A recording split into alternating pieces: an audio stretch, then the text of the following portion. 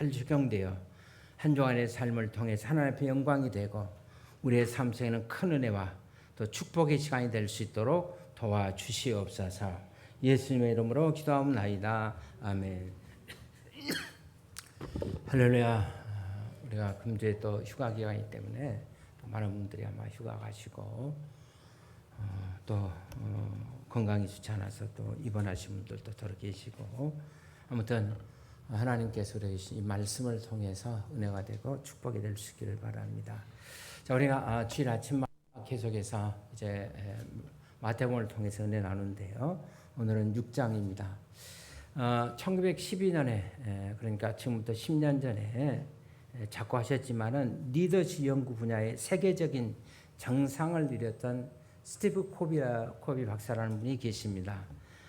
그분의 이 베스트셀러 저작 가운데 하나인 소중한 것을 먼저 알아, First Thing First, 소중한 것을 먼저 알아는 그 책이 있습니다. 자, 이 책에 보면 이 책의 참머리에서 그는 어느 날 자기 출가한 딸과의 그 대화 과정의 내용이 소개되고 있습니다. 자, 이 딸은 출가해서 이제 첫째, 둘째, 셋째 아이를 낳아서 지금 잘 기르는 중이었습니다. 딸이 아빠인 코비 박사에게 이렇게 말합니다. 아빠, 저는 요즘 너무너무 속이 상해요. 아빠, 제가 우리 아이들을 얼마나 사랑하는지 아시죠? 그렇지만은 나는 지금 이 아이들에게 모든 시간을 다 빼앗기고 있습니다. 저는 요즘 이 아이들 때문에 아무것도 할 수가 없고요. 자, 이렇게 아무것도 할 수 없다는 얘기들은 아버지 코비 박사는 뱅그레 웃으면서 딸에게 이렇게 얘기했다고 합니다. 딸아, 그냥 마음을 편안히 가져. 편안한 마음으로 아이들을 키우는 것을 즐기려무나. 아무도 너만큼 아이를 사랑하고 돌볼 사람이 없지 않니? 그러면 지금 이 아이를 돌보는 것이 너에게는 무엇보다도 소중한 일이야. 그러면서 코비 박사는 이런 경영자답지 않게 딸에게 아주 흥미로운 충고를 했습니다. 시간 관리 같은 거 신경 쓰지 마라. 그냥 달력 잊어버리고 다만 내 인생에서 가장 소중한 아이를 키우는 일에 엔조이하라. 그리고 내 내면의 나침반을 따르고 벽에 걸린 시계는 신경 쓰지 마. 내 내면의 나침반을 따르고 벽에 걸려있는 시계는 신경 쓰지 말아라. 이 마지막 분위기가 매우 흥미로운 얘기라고 할 수가 있습니다. 시계라는 것은 우리가 잘 아시는 대로 시간을 알려주지만은 나침반은 방향을 제시하죠. 스콜비 박사는 그날 자기 딸에게 시간 관리보다 더 중요한 것이 있는데 그것은 인생의 방향이다. 그 방향을 바로잡고 사는 것이 중요하다는 것을 딸에게 충고하고 싶어 했던 것입니다. 사랑하는 여러분, 우리는 지금 너무나도 바쁜 시대를 살고 있습니다. 그러나 우리를 바쁘게 만드는 일이 반드시 중요한 일은 다 아닙니다. 때로는 우리는 중요하지 않는 바쁜 일 때문에 인생의 에너지를 다 낭비해버리면서 살아가는 일이 우리의 삶 속에 얼마나 많은지 모릅니다.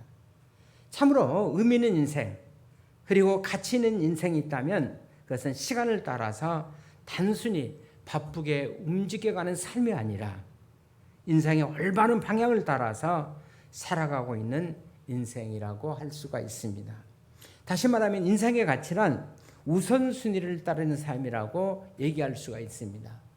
자, 오늘 본문에 예수님께서 산상순의 한 부분을 말씀하시면서 자, 가치 있는 인생이란 하나님 나라는 궁극적인 가치에다가 인생의 우선순위를 두고 살아가는 삶, 그것이 정말 의미 있는 인생이다. 이렇게 자신을 지금 따르는 제자들에게 말씀하고 있습니다. 자, 오늘 본문에서 우리가 가장 잘 알려진 유명한 성경 구절이 등장합니다. 자, 마태복음 6장 33절 우리 한번 같이 보실까요? 시작. 너희는 먼저 그의 나라와 그 일을 구하라. 그러면 이 모든 것을 너희에게 더하시리라. 자, 너희는 먼저 뭘 구하라고 그랬어요? 그 나라와 의를 구하라. 그러면 이 모든 것을 너희에게 더해준다. 플러스해준다. 자, 이 말씀은 우선순위의 문제를 다루고 있는 말씀입니다. 그러나 문제는 어떻게 우리 인생이 이런 우선순위의 삶을 따르는 삶을 살 수 있냐, 이것이 바로 오늘 여러분과 저의 질문이라고 생각합니다. 자, 오늘 본문은 첫째로 그러기 위해서는 우선순위의 삶을 살기 위해서는 첫째로 무엇보다도 염려에서 해방돼야 된다는 것을 가르치고 있습니다. 우리 한번 따라할까요? 염려에서 해방하자. 자, 오늘 본문을 여러분들이 자세히 보시면 예수님께서 무려 5번이나 강조하는 메시지가 하나 있어요. 그것은 염려하지 말아라, 염려를 스톱해라, 염려를 중단하라, 지금 그렇게 말씀하고 있습니다. 자, 왜 우리가 염려를 중단하니까 그 실제적인 이유를 2가지로 오늘 본문에서는 설명해 주고 있어요. 첫 번째 이유는 실제적인 이유인데 그 염려 자체가 우리에게 도움이 되지 않기 때문이다. 여러분, 염려는 매우 비생산적인 것이고 염려는 때로는 우리의 삶을 파괴할 수도 있습니다. 그러므로 내가 염려한다고 해서 전혀 나아지는 것이 없다는 겁니다. 자, 오늘 본문 27절을 우리 한번 다시 생각하면서 읽어보시기 바랍니다. 시작. 너희 중에 누가 염려함으로 그 키를 한 자나 더 할 수 있느냐? 자, 염려한다고 해서 키가 자라날 수가 있느냐? 요즘 그 키를 좀 아이들 성장에 있어서 늘려주는 뭐 기계가 나왔다고 하지만은, 그러나 이미 다 성장한 성인들에게 있어서 내가 키를 어떻게 더 자라게 할 수가 있겠느냐? 다시 말하면 전혀 무의미한 걱정, 해봐도 유익이 없는 염려 속에서 여러분과 제가 인생을 허비하는 일들이 얼마나 많이 있습니까? 오늘 본문에 등장하는 이 키라는 단어는 때로는 생명의 길이라는 단어로도 번역할 수가 있습니다. 염려한다고 그래서 인생의 길이가 길어지는 것도 아니고 염려 그 자체는 우리 인생에 전혀 생산적인 도움을 제공할 수가 없다는 것을 오늘 성경이 지금 우리에게 교훈해 주고 있습니다. 본래 이 염려라는 단어는 히브리어에 보면 메리나우라는 단어로 기록이 되어 있어요. 이것은 2가지의 단어의 그 합성어입니다. 하나는 메리조와 또 하나는 누스라는 단어, 2개의 단어가 하나로 결합된 말이에요. 자, 메리조라는 단어는 우리가 잘 아시는 대로 디바인드, 나눈다는 뜻입니다. 그 다음에 누스는 마인드, 마음이라는 뜻입니다. 그래서 자, 메리나우라는 염려라는 이 단어의 본래 뜻은 마음이 나누어지는 것. 여러분, 우리의 마음이 어떤 일에 있어서 나누어지면 무슨 일을 하든지 간에 그 일에 우리가 집중할 수가 없습니다. 정말 중요한 일에 집중력이 떨어지고 그렇게 되면 우리가 원하는 생산적인 결과를 얻어낼 수가 없습니다. 그것이 바로 염려의 가장 우리에게 주는 피해, 악이라고 할 수가 있습니다. 여러분, 마음이 나눠지면 보다 중요한 것, 내가 염려하는 일에 이 시간을 빼앗겨서 염려하는 일 속에서 마음이 나눠진 나머지 그보다 더 중요한 가치를 주고 있는 어떤 일에 전념할 수가 없다, 집중할 수가 없다는 그런 인생의 문제가 이제 발생하게 되는 것입니다.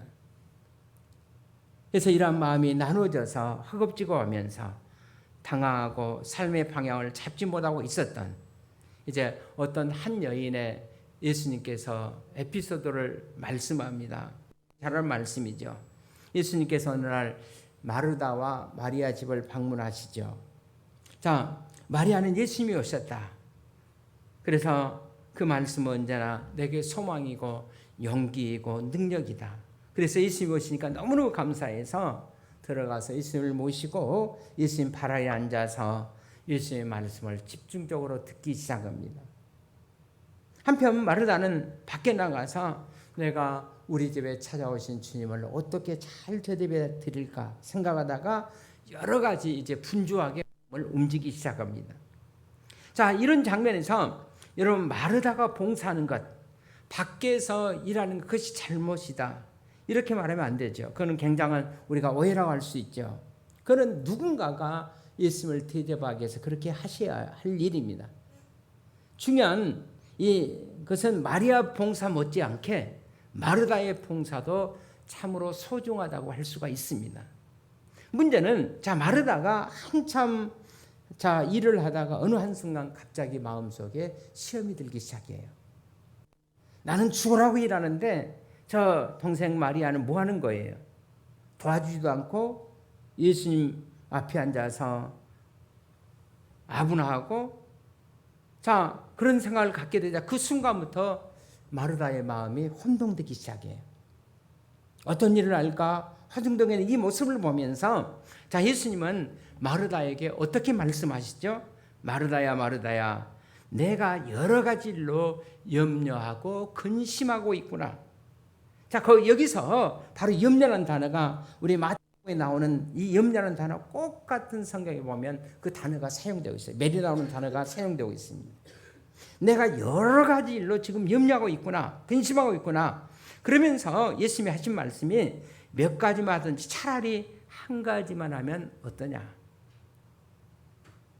그렇게 나눠진 마음으로 자신을 주체하지 못하고 방황하기보다 몇 가지만 아니면 한 가지만에도 집중하는 것이 어떻겠느냐. 자 이렇게 주님께서 말씀한 장면이 우리를 성경을 통해서 볼 수가 있습니다. 그렇습니다. 이 나눠진 마음 속에서 우리는 어떤 생산적인 일을 기대할 수가 없습니다. 그것은 인생에 아무런 도움이 될 수가 없는 상황입니다. 그래서 오늘 주님은 성경을 통해서 우리에게 염려하지 말라 그렇게 말씀하고 있어요.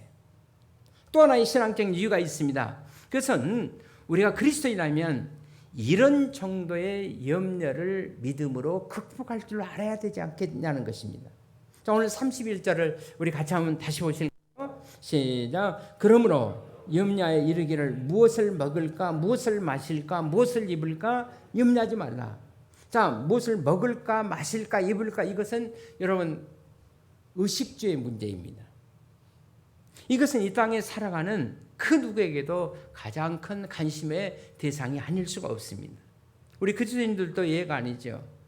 의식주는 불신자들과 마찬가지로 우리의 동일한 관심, 우리 모두가 공유하는 관심일 수밖에 없습니다. 여러분 관심을 갖는 그 자체는 잘못이 아니죠. 그런데 문제는 불신자들이 그것 때문에 염려하고 걱정하는 것처럼 우리도 그 염려 속에 빠진다는 것입니다. 그렇습니다. 대부분의 불신자들이 오늘날 이 고난의 시대, 특별히 코로나 또 러시아 우크라이나 사태 때문에 힘든 이 사태를 맞이하면서 우리가 직장도 걱정하고 사업도 걱정하고 그러다 보니까 우리 크리스찬들도 다 똑같이 너 나을 것 없이 다 걱정하고 살아갑니다. 그렇다면 오늘 본문에서는 예수님은 이렇게 말씀하십니다. 너희들의 신앙의 의미가 뭐냐?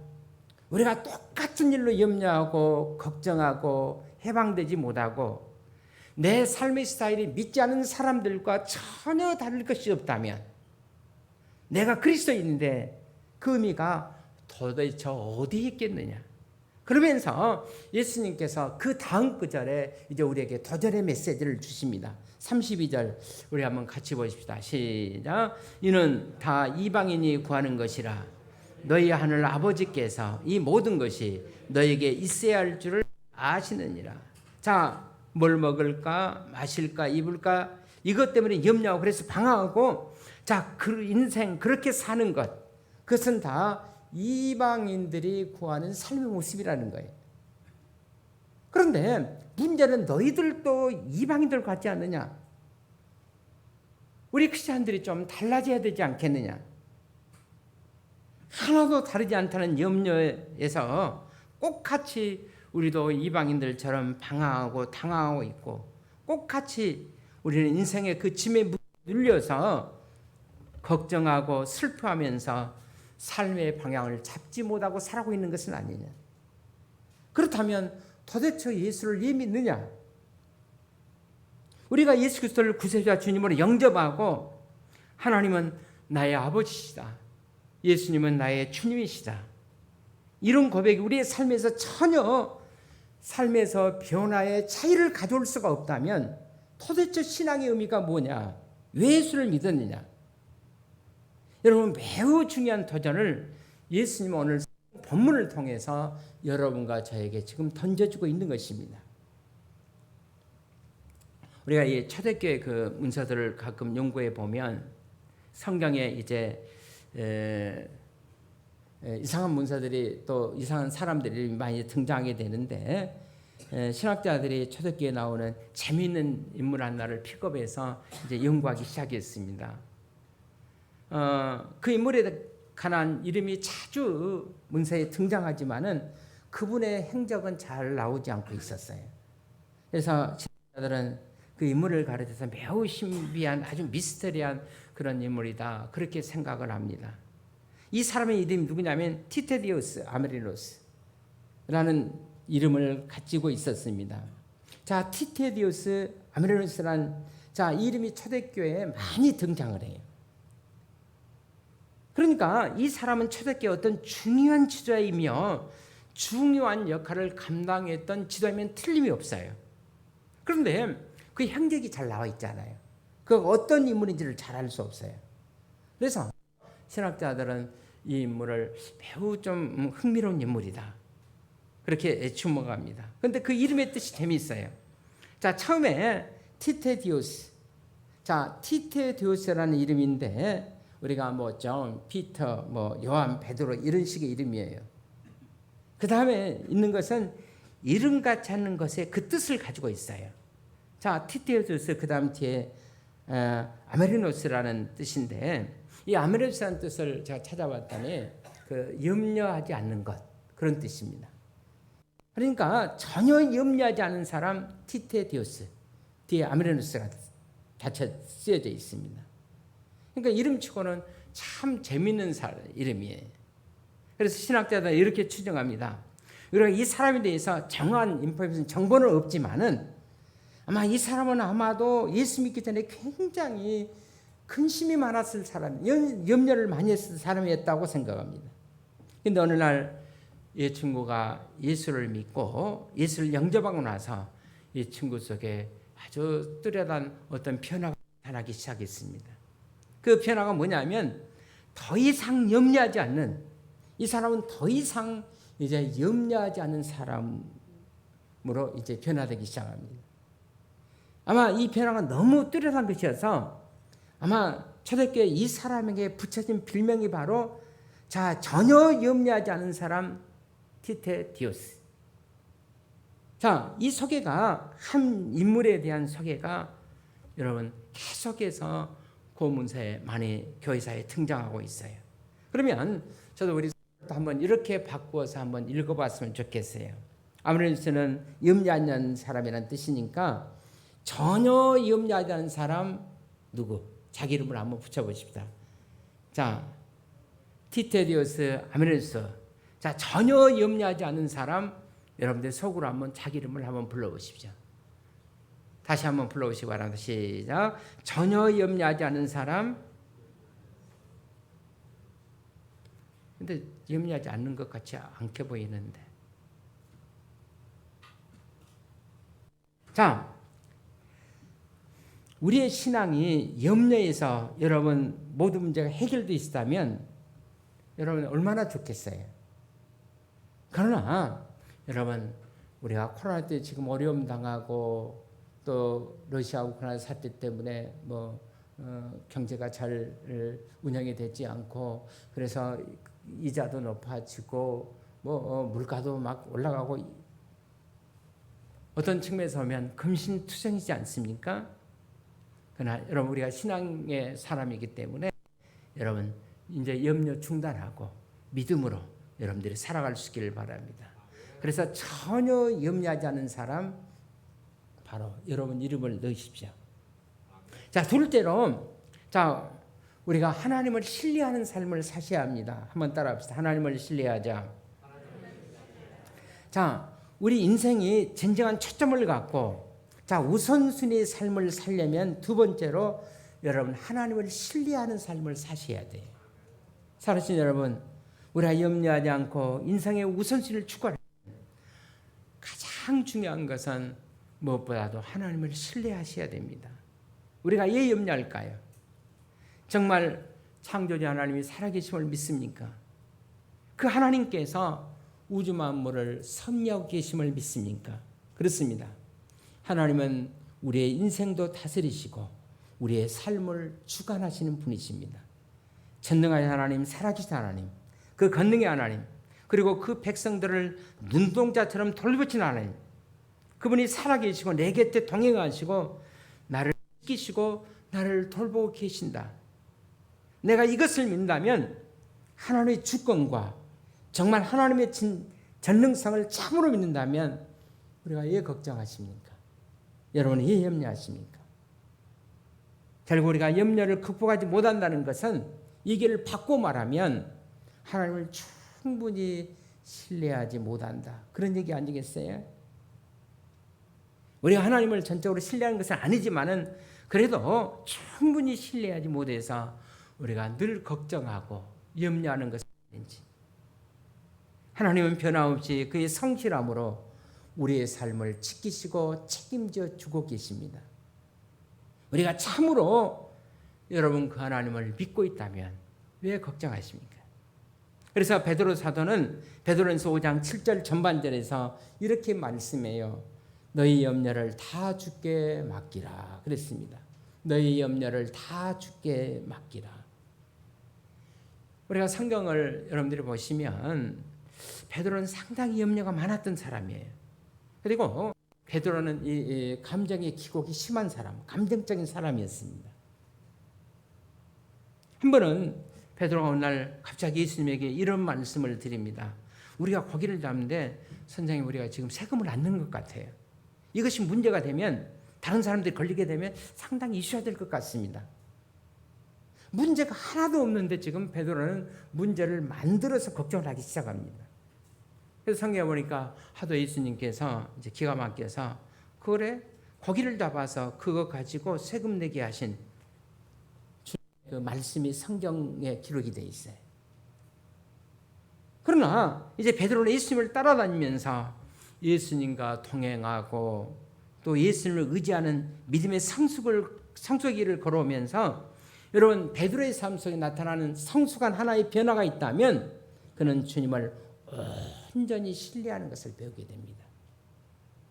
그것이 얼마나 능력이고 우리의 삶의 길에서 얼마나 축복인가를 베드로는 깨닫게 되는 것입니다. 그리고 마침내 그는 이렇게 얘기합니다. 여러분 이제 모든 염려를 다 주께 맡기십시오.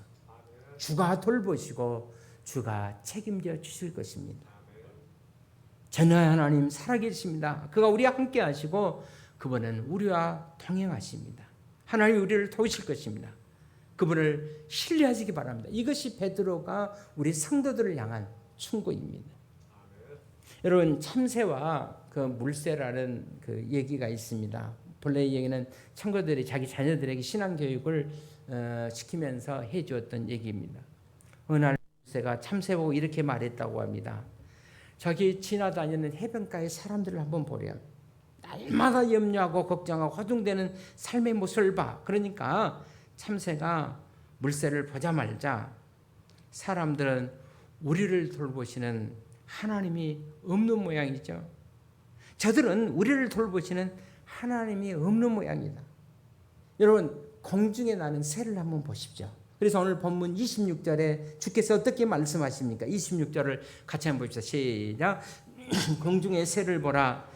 도 않고 거지도 않고 창고에 모아들이지도 아니하되 너희 하늘 아버지께서 기르시나니 너희는 이것들보다 귀하지 아니하냐. 자 공중의 새를 보라. 자 하나님이 자신이 창조한 창조물이기 때문에 하나님께서 저들을 책임져 주시고 그 일생의 시간만큼 그들에게 주어진 인생의 길이만큼 그들이 잘 살고 있지 않느냐. 너희들은 저 새들보다도 귀한 존재들이 아니냐. 보라 들의 백합을 보라.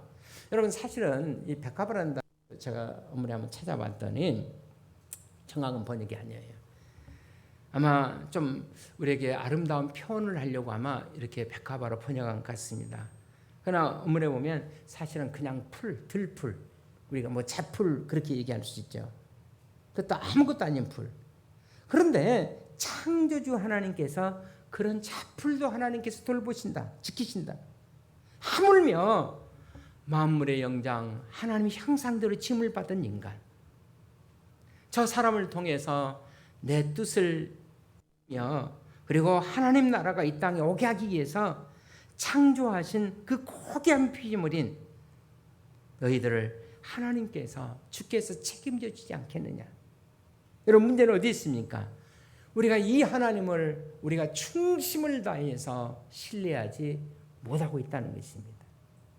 그래서 오늘 주께서는 30절에 어떻게 말씀하죠? 한번 같이 봅시다. 시작. 오늘 있다가 내일 아궁이에 던져지는 들풀도 하나님이 이렇게 입히시거든 하물며 너희일까 보냐 믿음이 적더라. 자, 여기서 믿음이 없는 자들아 그렇게 얘기하지 않았어요. 지금 제자들이 주님을 따라다니고 있습니다. 그들에게 믿음이 있는 것을 주님은 아셨습니다. 그러나 늘 걱정하고 염려에서 해방되지 못하는 이유. 그래서 그들의 인생의 포커스의 초점이 분명하지 못하고, 그래서 조금만 어려움에도 삶을 당당히 살지 못하는 이유. 그것이 바로 믿음이 없어서가 아니라 너희들의 믿음이 적어서 그렇다는 것입니다. 여러분, 우리가 온전히 주님을 신뢰하지 못하기 때문에, 충분하게 우리의 삶 속에서 주님을 의지하지 못하기 때문에 오늘 하루하루의 삶에 우리에게 부딪혀올 때, 폭풍으로 풍랑으로 부딪혀올 때 저는 정말 하나님 믿습니다. 역사의 주인이 되시고 내 삶의 주체는 내가 그 하나님을 정말로 믿습니다. 자, 이런 신뢰하는 믿음이 있다면, 그러나 우리가 이런 신뢰한 믿음이 충분하지 못하기 때문에 우리는 계속해서 또 염려하고 걱정하고 근심하는 것이 아닙니까? 그래서 우리 주님께서 이렇게 오늘 본문을 통해서 얘기합니다. 믿음이 그다음에 뭐예요? 적은 자들아 그랬어요. 그렇습니다. 우리의 인생의 초점이 분명해지기를 원하십니까? 여러분, 내 삶이 당당한 승리의 영광의 삶이 되기를 원하십니까? 그렇다면 무엇보다도 여러분 하나님을 전폭적으로 신뢰할 수 있기를 바랍니다. 성경의 가장 중요한 메시지, 여호와를 신뢰하라, 하나님을 신뢰하라, 창조주 하나님을 신뢰하라는 것입니다. 여러분, 지금 우리가 힘들고 어려운 이때일수록 더 우리가 하나님을 신뢰할 때인 줄로 믿습니다. 하나님을 신뢰하는 여러분과 제가 될 수 있기를 주의 이름으로 축원을 드립니다. 자, 오늘 또 하나 본문을 통해서 강조된 마지막에 중요한 강조점이 있어요. 그것은 이제 너희는 먼저 구할 것을 구하라는 거예요. 여러분, 우리 그리스도의 인생의 승리의 비밀, 소극적으로는 염려하지 말라는 거죠. 염려를 수도하라는 겁니다.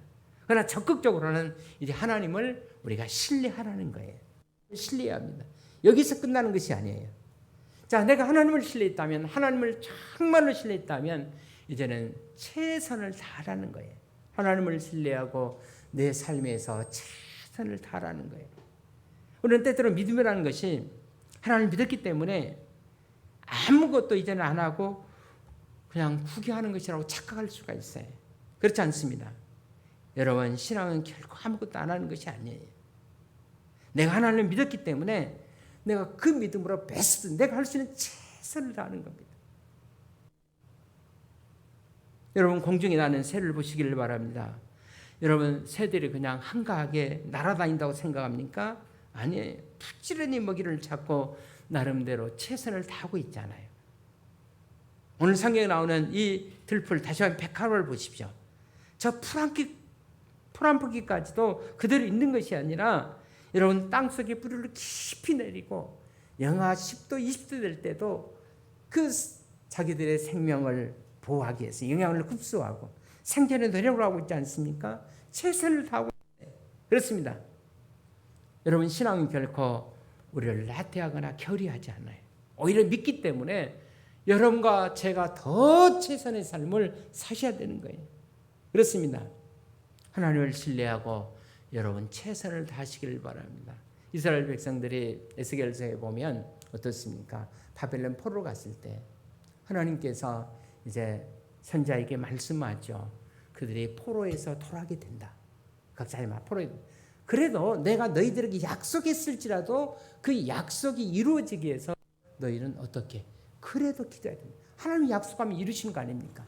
그래도 하나님은 말씀하기를 그 약속이 이루어지기 위해서 너희가 기도해야 될지니라 그랬어요. 그러니까 우리가 해야 될 것을 해야 된다는 말씀입니다. 그러나 우리가 최선 중에서도 우선순위가 있어요. 내가 해야 할 최선 중에서도 가장 중요한 우선순위, 먼저 해야 할 것, 그것이 뭡니까? 오늘 우리가 잘 아는 말씀 33절에 있는 말씀에 보면 너희는 먼저 뭘 구하라고 그랬어요? 그의 나라와 그의 의를 구하라 그랬어요. 그 나라와 의를 구하라. 그러면 이 모든 것을 너희에게 더해 플러스해 주겠다. 이거 무슨 뜻입니까? 먼저 우리가 구할 것은 하나님 나라를 위해서. 웨스민스터 서예로입니다. 일본에 보면 인간의 제일 된 목적이 뭐냐 그랬어요. 우리가 호의호시하고 잘 먹고 잘 사는 것이 아니라 인간의 제일 된 목적은 하나님의 영광을 위한 거예요. 너희는 먼저 그래서 하나님 나라와 의를 구하라는 거예요. 다시 말하면 우리의 삶에서 하나님의 통치가 이루어지도록 구하라는 거예요. 하나님 내 삶의 다스림이 이루어지도록 구하라는 거예요. 우리가 어떤 일을 염려하게 되면 가장 무서운 것은 우리가 그 염려의 포로가 되어버립니다. 빠져버려요. 염려 속에 빠져버린다면 여러분 그 염려가 내 인생의 주인이 되고 맙니다. 염려하는 일, 그것이 내 의식과 생각을 지배하는 가장 강력한 주체가 되어버리고 맙니다.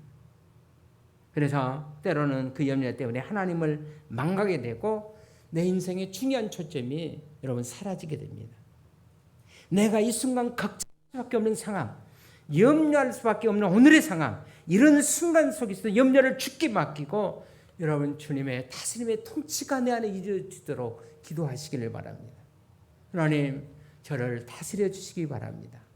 주님이 나를 다스려 주는 삶, 주님의 나라가 내 안에서 이루어지는 삶, 여러분 하나님이 통치하는 사람, 여러분 먼저 구할 것 정말 주님의 통치를 구하는 삶, 그리고 하나님의 내 삶을 통해서 기뻐하는 하나님의 삶이 되어지는 것, 하나님이 기뻐하신 일을 해드리는 것, 내 삶의 가장 우선순위, 오늘 나를 이해하고 있는 염려와 걱정 속에서도 내 인생의 주인이 되시는 그 하나님께 오늘 34절을 같이 한번 보십시다. 시작. 그러므로 내일 일이야 염려하지 말라. 내일 일은 내일 염려할 것이요 한날의 괴로움은 그날에 족하니라 그랬어요. 오늘 우리가 염려해도 스트레스가 많은데 어떤 사람들은 내일 것까지, 아니 다음 달에 될 것까지, 내년에 아니면 수십 년이 될 것까지 걱정하고 염려합니다. 우리가 지금 코로나로 인해서 많은 분들이 사업도 힘들고 또 경제력도 힘든 상황인 줄 압니다. 그러나 중요한 것은 여러분 내일 일은 내일 염려하십시오. 그리고 오늘의 삶이 중요해요. 내일 일은 내일 염려하시고 오늘 내가 할 일 앞에 베스트를 다하십시오. 오늘 이 순간 내 생애에서 가장 중요한 것, 주님이 나를 통치해 주시는 삶, 성령 충만한 삶, 지금 이 순간도 주님께서 나를 붙들고 계신다. 하나님이 나를 통치하신다. 주께서 기뻐하시는 그 일 앞에 내 인생의 이 베스트 프라이드를 드리는 우선순위의 삶, 이런 삶을 살아갈 수 있기를 주의 이름으로 축원을 드립니다. 이제 두 분만 소개하고 오늘 말씀을 마치고자 합니다. 여러분 유명한 세계적인 부자였던 록펠러를 아시죠? 그분의 전기에 보니까 이런 얘기가 기록이 되어 있어요. 록펠러가 33세 되던 해 최초로 자기 인생에서 100만 불의 순수익을 얻습니다. 그러니까 100만 장자가 된 거죠. 그리고 43세 미국에서 가장 커다란 정유회사를 소유하게 됩니다. 그리고 미국의 최대의 부자가 됩니다. 그리고 록펠러가 53세에 드디어 이제 억만장자가 돼요. 근데 흥미로운 것은 53세가 되기까지 그 장교회원 자기는 하나도 행복하지 않았다. 그렇게 기록합니다. 록펠러에게는 병이 있었어요. 알로피시라는 그 몸에 털이 하나씩 빠지면서 몸에 수분이 말라가면서 이제 몸이 그냥 쇠하게 돼 가면서 이제 죽게 되는 그런 병을 록펠러가 앓고 있었다고 합니다. 53세가 되던 어느 날 의사 선생님이 그에게 결정적인 이제 얘기를 전합니다. 잘하면 1년 정도 살 수가 있을지 모르겠습니다.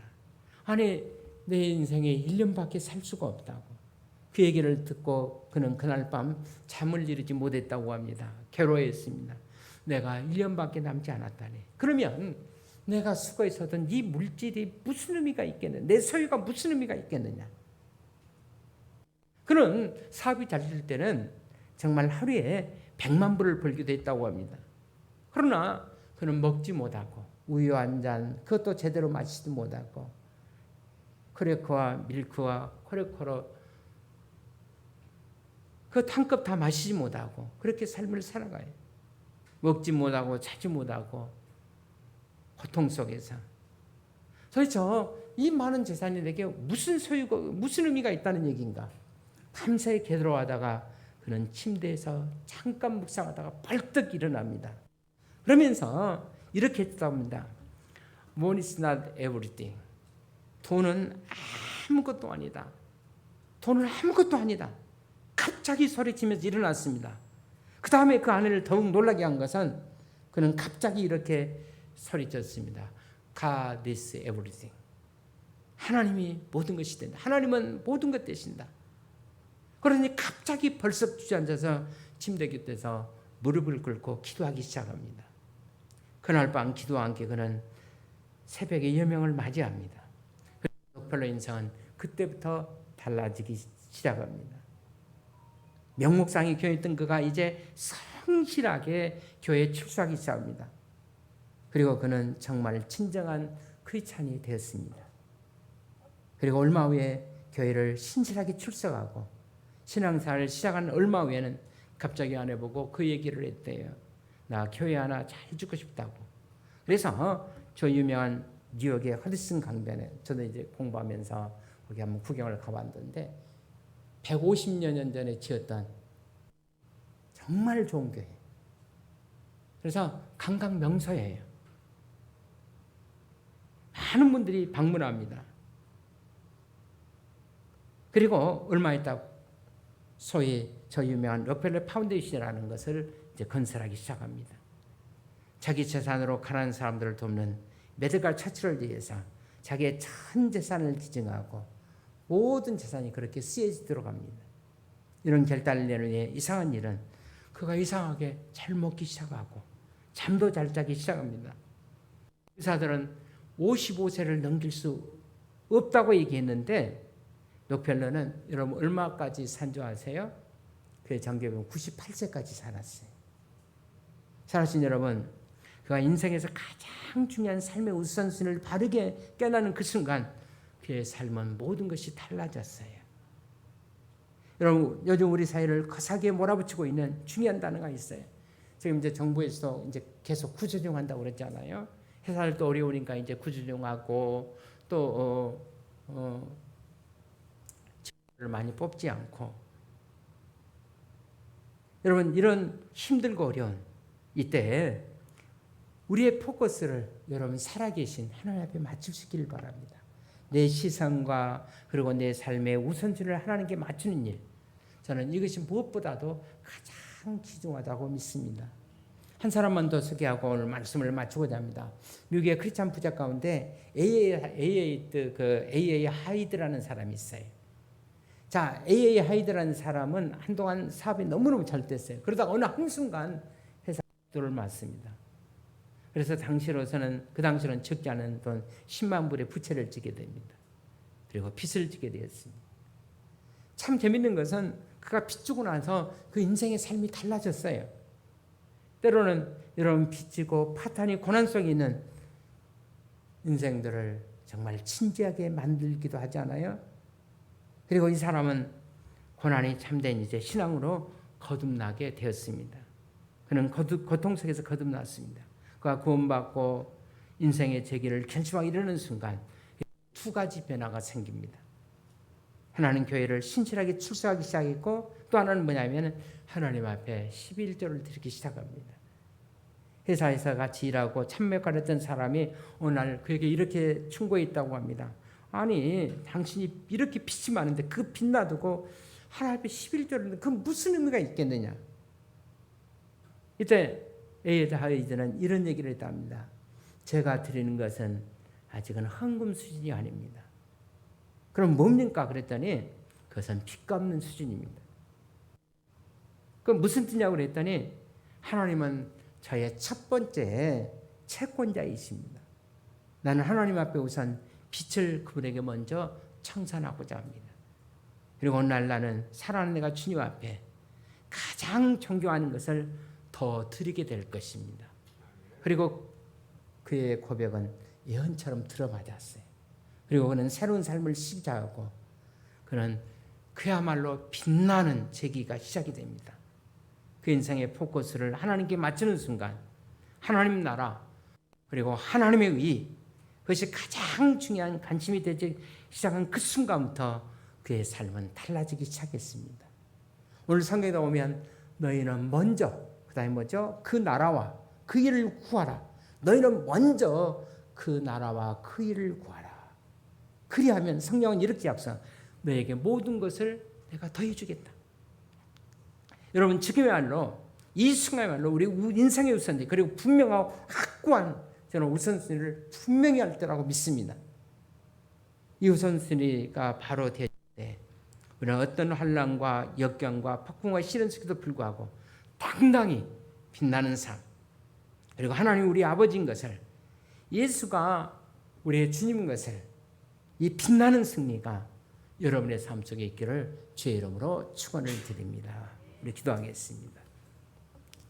하나님 아버지 저들을 축복해서 감사하고 오늘도 귀한 말씀 주셔서 감사합니다. 우리 주님이 주신 이 말씀대로 우리도 믿음으로 승리할 수 있도록 도와주시옵소서. 예수님의 이름으로 기도합니다. 아멘.